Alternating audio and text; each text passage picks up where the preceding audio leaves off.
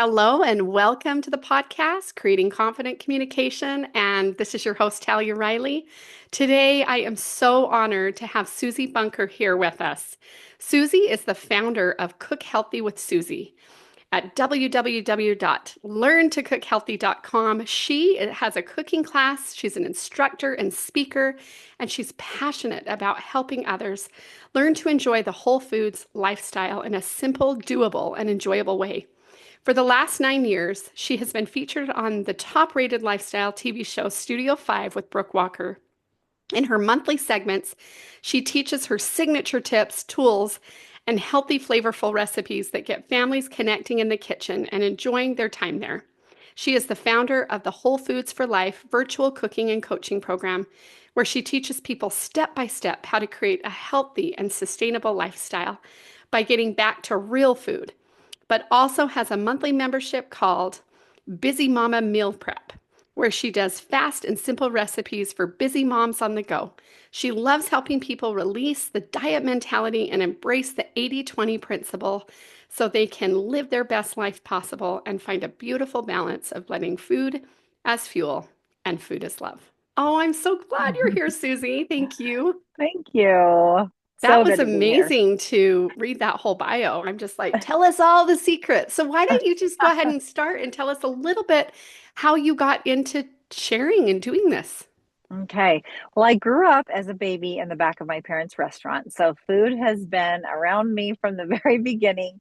And I decided early on that I did not want to own a restaurant. It was too much work, too many headaches, too many people. I knew that wasn't my path. But as I was raising my young family out in California, I got invited to be a part of a gourmet club and I learned how to really cook out there. I learned amazing recipes from wonderful chefs and it kind of started to become my passion. And then one day I took a class from Chef Brad. I'm sure you've heard of him. He's America's Grain Guy, and he was teaching us about quinoa and teff and amaranth, and I was like, what are those things?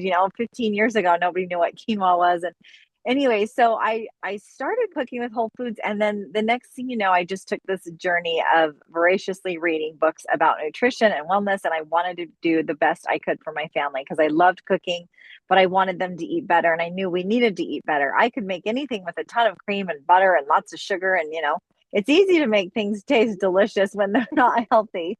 But there was this challenge of how do I do this? So when I learned about quinoa, I thought, I'm going to feed my kids quinoa tacos. We'll just replace the meat. And I made quinoa tacos and they actually went for it and they ate them. And I was like, oh my gosh, when? Like, I was so excited. And then that night, they're like, Mom, my belly hurts. And they all had these belly aches because we weren't used to any whole grains. And so they had belly aches. And I was like, oh no. And, then I started learning from Green Smoothie Girl. And then we're putting all this kale in our smoothies, making them too green. And then, they were pushing those away. And so anything I caught on to, I was like trying to apply in a family setting and it just wasn't working. And so I had to find this balance of being able to make it healthy, but make it taste delicious and things that my family would actually eat because I hate waste. I hate throwing things away. And so I felt like over the last 15 years, I've just gathered recipes. I transitioned them with healthier oils, a little bit less sugar, a little more whole grain flours, and take those foods that we love because to me, food is love, but it is our fuel. So we have to make it our fuel too with nutrient density. And so anyway, I think I found a good mix of that with raising my kids and feeding lots of friends around the neighborhood too, and just kind of perfecting that. So it's my joy to teach people how to cook too, because I have a lot of people join my program and they'll come to me in tears and just say, I don't have the skills like my mom never taught me. I don't know anything. My kids tell me my food stinks. They don't want to eat it. They're just like, I'm so frustrated. And like most moms, they just give up because they're like, this is fine. It's not worth my time. And so that's where I come in. I'm like, let me teach you step by step with my classes and give them the skills and the confidence that they need and be able to include the children. That's one of my big things too, is include the family and have it be a place of connection. Because sometimes moms feel like a slave in the kitchen. It's like, why do I have to do it all? I'm like, you don't. Like, you need to assign it out, have the kids help. It's a life skill they need too. So it brings me so much joy to see people learn to cook and enjoy healthier foods and to feel the benefits of that. And so that's kind of what got me going. So I've been teaching cooking classes for goodness, probably about 12, 13 years. And then when COVID hit, that's when things went more virtual. And I love that because I love people being in their kitchen at the same time as me, and they can problem solve in their own kitchen and have a meal at the end instead of taking the time to come to learn and then go home and have to cook it. So it's been fun doing virtual too. So I kind of do a mix of both. So I do some in-person classes as well, but it's been a Well, lot of fun. that's amazing. I'm interested. So you said quinoa tacos. So did you do any meat or was it just all, I mean, I'm curious going back to Yeah. that. I'm like, wait, tell me about that. Or did you Yep, make it out of, I don't know, I'm curious how you did so that. yeah, just like when you're making rice or quinoa, right, with the water and the mix, you take part of the water and we add a can of Rotel tomatoes to it. And then when it cooks in the Rotel tomatoes in the water, and then you add your taco seasoning, and then when it's done, you can add some beans and maybe a little bit of corn or something too. And so it's just the straight quinoa. For some Hmm. people who that's too much, I also tell them cook up some ground beef or turkey and then mix them half and half. So then you're kind of getting in some whole grain and some plant protein versus all animal protein. So the half and half mixture works well for people too, and then it's something that freezes great. So it's Oh, one of I the love recipes we do in that. my program. Yeah, it's Oh, delicious. thanks for sharing that. I know I'm thinking, how is she doing that? So that would be good. I'd love the half and half. Well, Yeah. going back to that, you also teach the youth because I got to the opportunity to, meet you a while ago and then we wanted to get on a healthy kick. My 12-year-old wants to learn how to cook. So you do some youth classes, is that correct? To teach the youth how to cook? Yep, not often, but I do it. And they do fill up so fast. I often laugh. I think it's so sad as moms that we'll pay anything and do anything for our kids, but then we don't take the time for ourselves to do it.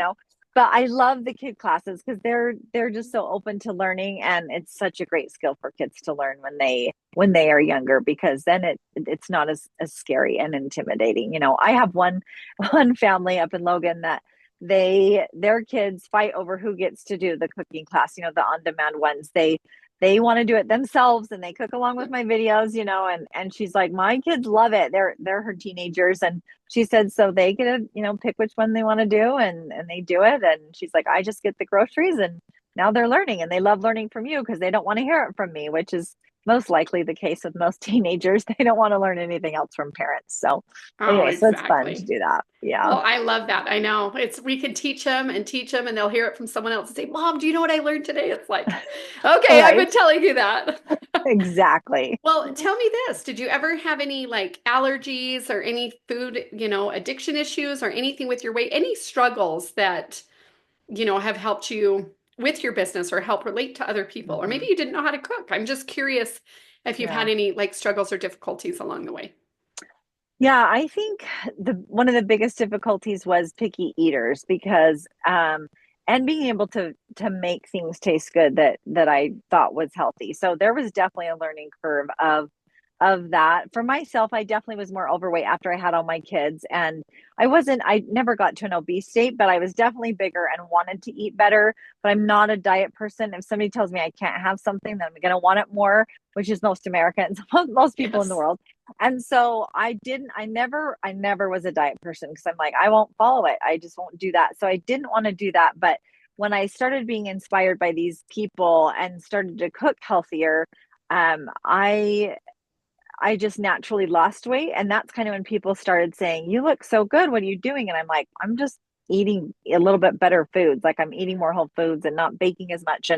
And so they started to ask for recipes, and that's when it kind of started. And when I moved back from California to Utah, all these friends kept saying, "Send me recipes, send me recipes." So I kept emailing them. Then I finally decided to start a blog. So I thought, this is getting really annoying. Like having to email all these recipes. So I'll just do this little blog so I can just say it's on the blog. And I look back at the blog, it's horrible. I'm like, oh my gosh, those pictures that, back in the day before we knew anything about lighting or any of it. But it was just fun to share. So, but that there was just a big learning curve in figuring out, how do I do this and make this work so I feel good and confident about what I'm feeding my family, but make it taste good. So there was a lot of failed meals, a lot of thrown away smoothies, a lot of, that, but it was, I think that's a gift that I have in my genes, because we have food running in our genes, to be able to fix things. Because like I have often people tell me, I don't know how to fix it. Like when I make my smoothie and it tastes gross, I'm at a loss and I feel like I just need to throw the whole thing away.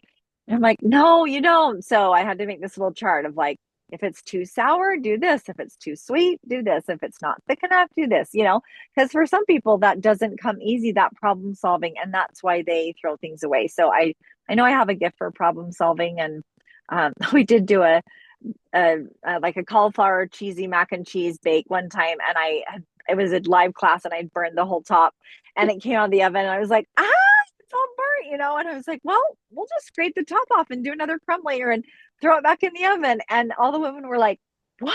I would have thrown away the whole thing, and I'm like, no, just the top's burnt. We can just take it off and put another little, top layer on. So just little things like that it's fun to be able to learn together. So I Oh, definitely make I my love mistakes that. too. I'm kind of like you. My daughter will be like, "Mom, you always come up with the craziest inventions or the craziest thoughts." And on Moana, I don't know, with girls, they had to see Moana, but there was this part that says, the new one, there's always another way. And I started thinking, that's like my thought in life. There's always a way. So I love that because even when I burn my Yeah, toast, I'm like, okay, I'm not wasting this toast, right? right. You scrape it off. Well, it's interesting as we talk about creating confidence and communication on this podcast. You are now on the news often. Did you say once a month on Studio 5? Is that how that Uh-huh. works?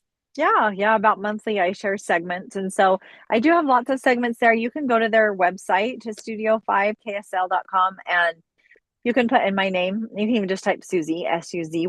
So my name's spelled a little bit different, but and all the recipe segments will come up. But there's lots of ideas there, and have been doing that for a long time. So it's been fun to be able to reach a bigger audience through Studio 5. It's been And fun. what would you say is a tip for being confident as you're in front of people? Like that's kind of a big deal. Do you have anything you could share with us? It is. I found it's a lot easier when you have a host. So Brooke is so gracious and asks wonderful questions and things. And so um for me, I am so comfortable with what I do that it wasn't a huge learning curve for me, but I found that just being present and with her and acting as if she was just a girlfriend and we're talking and not really paying attention to the cameras definitely helped me. When I had to film some videos for Blackstone, we're selling Blackstone products, and they have this camera like in my face and the other guy over here, and he's like, just talk to me. And I'm like, but I hate looking in that big black circle and acting like I'm talking to people. That was really hard for me. I'm like, it took me so long to be able to try to figure that out versus with a host. I'm like, it's no problem. Just like this, Yeah. it's, just girlfriend talk. So, just trying not to care what other people think. Cause the second I start thinking, oh, I wonder what that person thinks or what they're doing, then I've lost it. I'm not myself. I just need to stay present with the host, with that Just person. do what you do best, and that's just show up, Yeah. talk to a friend, and cook. That sounds like it's your Yeah. gift. Well, Yeah. I would love it if you'd share a little tip with us because you said you'd figured out a really good smoothie. Is there a way that you could share with our audience how we could, for this new year, maybe get in a good, healthy smoothie that would taste good, that we don't have to throw away? Do you have any thoughts? Right. Yeah, absolutely. So I love smoothies and I think they're a great way to get in a lot of nutrition. That's why I like them a lot because I get in a lot of greens that way and a lot more fruits and vegetables than I would had I just sat down and ate it. I Smoothies are the one thing that actually curbed my sweet cravings. I found when I had a smoothie in the morning, I didn't tend to want sugar as much because my body had gotten that fructose, had gotten that natural sugar already, and so a lot of the times when we're craving sugar, it's because we want that fructose, we want that energy hit. But when we get them in, it just totally changed my level of desire for dessert. So I love smoothies. So what I'd say is, everyone's different with their base. So you can start water or coconut water is usually the best because then we're not adding in a bunch of calories with juice. You can also use a nut milk or a cow's milk. I do all. I do all.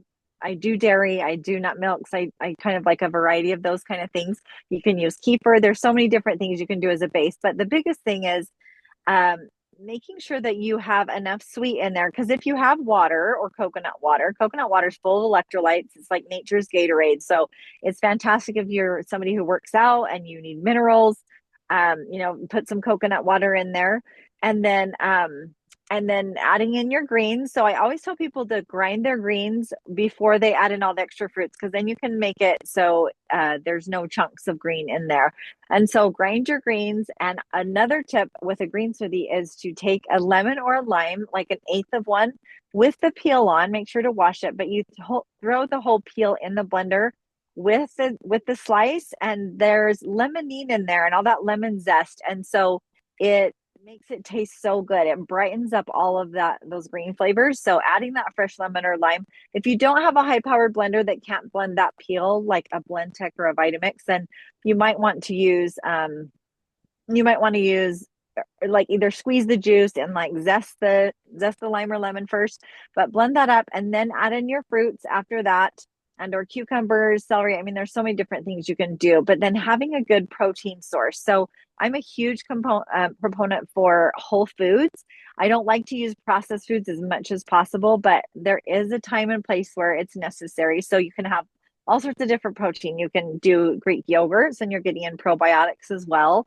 And when I do Greek yogurt, I do full fat, because fat creates satiety. If we don't have any fat in our smoothie, we're going to be hungry an hour later. So we want to be able to have healthy fats in there so that we don't have to overeat throughout the day and be hungry. So you can do that. You can use hemp parts, or you can use protein powders. I love Just Ingredients protein powder. I love hers because they're only 25% whey. Most people drink a lot of whey protein, and whey can tend to be acidic for the body. So but I like whey because it makes it creamy. So I love hers because it's just 25% of a non-denatured whey. So it's very minimally processed. And then she has chia and collagen and pumpkin and pea proteins. Anyway, so some good plant-based proteins. So I'd say look for some plant-based proteins. And what Um, flavor do you like in hers? oh man, there's so many I like. It depends on who you are. So I definitely say, I mean, chocolate's my favorite, but vanilla is my husband's favorite. But we love the mountain berry and the lemon swish. So if you're a fruity person, the mountain berry, she uses real organic strawberries that are freeze dried and ground up. So it's real fruit. So they taste delicious. So they're real berries in there. And then the lemon swish is just so yummy. So especially Hmm. in springtime when that comes, I highly recommend getting lemon.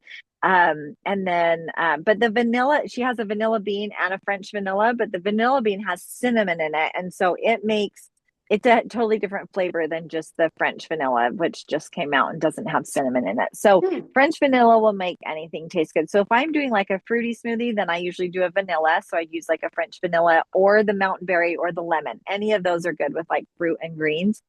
And then if I'm doing chocolate, then I use the chocolate one. And I love to add in real peanut butter. She does have a great chocolate peanut butter one, but once again, adding in the peanut butter, the natural peanut butter that has full fat in it, that fat's going to keep you fuller longer. So I love the whole food form most, for the smoothie. So I And tend do to you like real still peanut butter. add some greens to the chocolate smoothies also? I do. Good question. People always go, when I cater retreats and they try that chocolate peanut butter with greens, they're like, I never thought to put greens in my chocolate peanut butter. And if you're using spinach, it doesn't really even have a flavor. So you might as well get in that good vitamin K and E and everything. And so So do you blend it? That was my question for the audience and myself. Do you blend your greens in your Vitamix or Blendtec before you add in all the other stuff so it's more, and then add in the fruit or whatever? yes, yeah. And I love to throw a frozen banana in that with my chocolate peanut butter as well. Hmm. So I do, yeah. I would blend everything, and then I would add in my any ice if I wanted, or my frozen banana. So the frozen stuff always goes last. That way everything's ground up and really good, and then the frozen stuff just can thicken it. So And then for yeah. your greens, well, last question, do you do spinach or do you do like power greens from Costco or what do you like to do to throw in? Yeah, I love if for somebody more beginner or young ones, I would say just do spinach because there's really no Right. flavor. But I love the power greens because then you're getting a mix of those plants.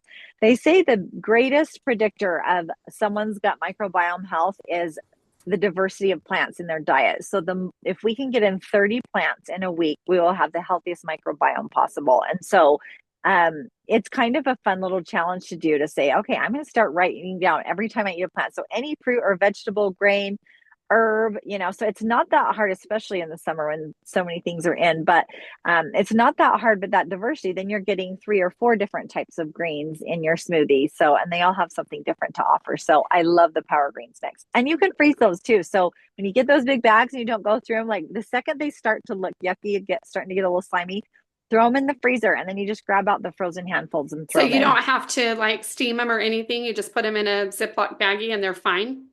Yeah. Yep. Oh, I always throw away those bags. That's such Yeah. good to Yeah. hear. Well, Yeah. I don't know if anyone else is as excited as me, but it just sounds amazing. And it sounds like it's filling and keeps you Yeah. satisfied. And I love that you're not sacrificing like the yummy peanut butter that makes it creamy and the things that make Mhm. it taste delicious.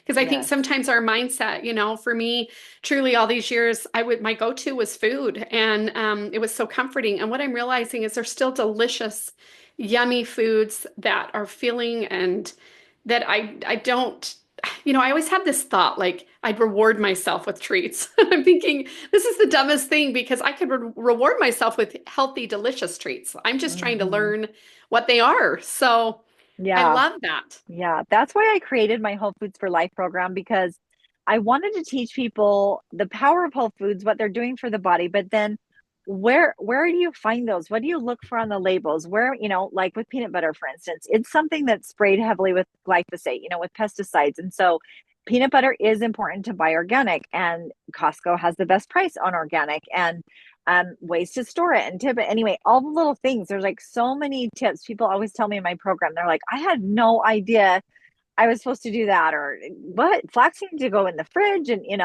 anyway, and why flax meal and chia seeds, we need those omega 3s, and why we need those. It's unfortunate that there's such a learning curve, but there is within our processed food world. It's kind of hard to navigate sometimes. So I love teaching women all that information. It just makes me so happy. Well, and I'm so excited at the end. I'll have you give us all the information again for your programs. But in that smoothie, are you adding in extra flax or extra chia seeds, or are you just doing what you said for us? And then is that it?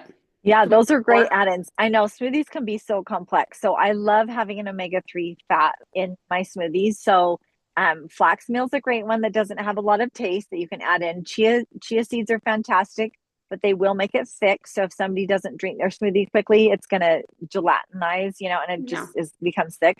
And so another thing I use often is a cod liver oil, a lemon flavored, and it just tastes like lemon. It doesn't taste like fish, but that's another great way to get an omega 3. So I add the fish oil often to my smoothies. If I'm doing like a green fruity one, then I can do that lemon. But if I'm doing a chocolate peanut butter, then I can add in some flax meal or chia seeds or Mhm. something, because we always want to get in omega 3s for the day. And the only way to get them is through flax or fish or chia. So if you're not having like any form of chia pudding, I do some overnight oats with chia in them that I love. Or if you're not getting any of those throughout the day, then I would say take a good fish oil supplement. But the liquid form is much better than pills. So unless you have a really, really good pill form. But Wow. I've um, never even heard of lemon. Like, where can you get that at a Whole Foods store or? Yeah. So here, my closest one is the Good Earth. So I go there, and Carlson's is a great brand. Nordic Naturals is another great brand, but you just get the cod liver oil, and it's high in vitamin D. So once again, naturally occurring vitamin D from the fish. So getting that in versus taking a supplement, a pill of vitamin D is totally different because it's in a whole food form. So it's more bioavailable for the body. So we just take that cod liver oil. So yeah, I have like a whole class on smoothies, or this massive Woo! handout. It's a big deal. We are going But to have to find you because this is fascinating. I'm so grateful for you sharing this. you're welcome. But You're you add welcome. that in, and then it Yeah. just is so good. And I can tell you're Yeah. passionate about with you speaking about it. It's probably because it's helped you feel so good and helped others, right? Yeah. Yeah. It's life changing food. I mean, our life, all of us have to eat every day, all day, right? So being able to have the right information and right tools, and be able to ditch the diet mentality. I don't count calories. I don't count macros. I don't think food's supposed to be that hard. I think we're supposed to enjoy it. And, my philosophy is just eat real food and not too much. Move your body, but and I know people have allergies in there and things they can't eat, but it's not too hard. That's why I do like coaching with people, because I can say, okay, if your family's gluten free, how can we work around that? Because and it's not too hard anymore. But There's a lot of power in eating whole foods, and my goal is to get people to the point where they naturally don't want all of those foods that are not good for them. Like I can enjoy some fries and I can enjoy, any sweet treat, but I never overeat those because I don't feel good. I don't want it. I have enough knowledge in my head now that it's like I know that's not self-love, right? And so Mhm. I want to take care of my body, and I feel so much better doing that. So the goal is to naturally not want those things, to be able to have a cookie or two, but then go, I'm good. Like Mhm. I don't want any more. And so it's so fun when I see my clients start to go, I can't believe it. Like I don't even want McDonald's anymore. Like I used to go at least a couple times a week, and it was like how I treated myself. And she's like, now I'm just like, ew.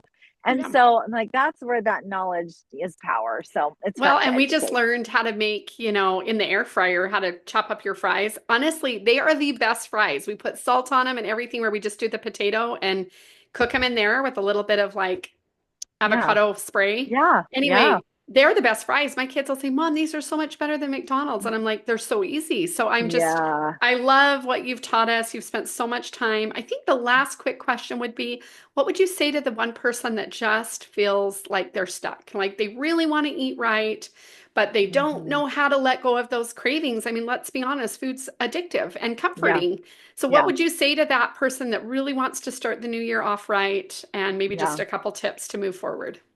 I would say start small and with one thing. So I would say have pick fruits or vegetables, but have those around often. Like have a veggie tray in your fridge at all times. So when it's time to go eat dinner, eat something, have a little bit of that, and then eat whatever it is you're going to do. Because as soon as you start eating that and your body recognizes that real food, that real nutrition, it can really help curve what we're going to eat and how much of it after that. So just add things to what you're eating now. Don't give up and restrict all the things that you love that you know are not good for you, but just start adding in some good things. Have some berries in your fridge washed and ready or something. I have a healthy habits boot camp that's only $29. It's fantastic, where they can do the 2 classes and learn how a lot of little simple habits that they could start stacking and adding into their life instead of restricting. Because the second we start restricting and saying, okay, I'm not going to eat sugar for a month. Well, you might be able to do that, but then you're going to binge the second you're done.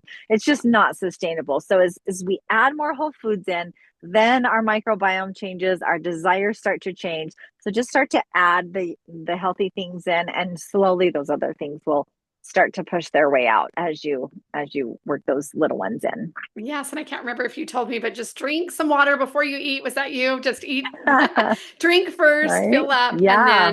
then you can. That is such good advice. Well, we will put down in the links just if it's okay that that healthy habit boot camp sounds amazing, and some of the other ways we can reach you. Again, your website one more time so that our guests Just have it. yeah, learntocookhealthy.com. Awesome. Well, Susie, thank you so much for taking time to educate us on food and nutrition. And, the one thing I've heard is just we feel better. We feel more confident in ourselves when we can follow through with eating better. It's kind of self-care when we can feed ourselves Yeah. good food. We take care of our relationships and I don't know, that's what I've seen. When Yeah. I'm doing better for myself, I seem to Yeah. be better for everyone else. Is that true? Yeah.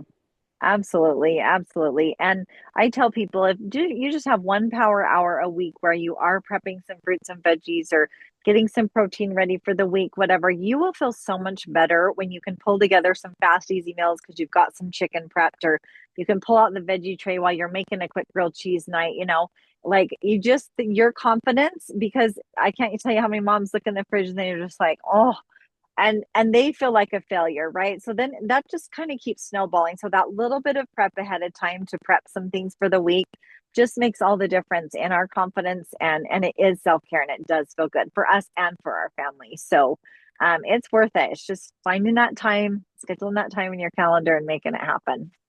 Well, Susie, we're so grateful for you. And if you and I can create confidence and have better communication by helping teach others and trying to eat good food and doing a little bit each day, then we know that everyone here can too. So we Yes. sure appreciate you, and we will talk to you all next week. And I will make sure to put all of those links in there so you can find Susie.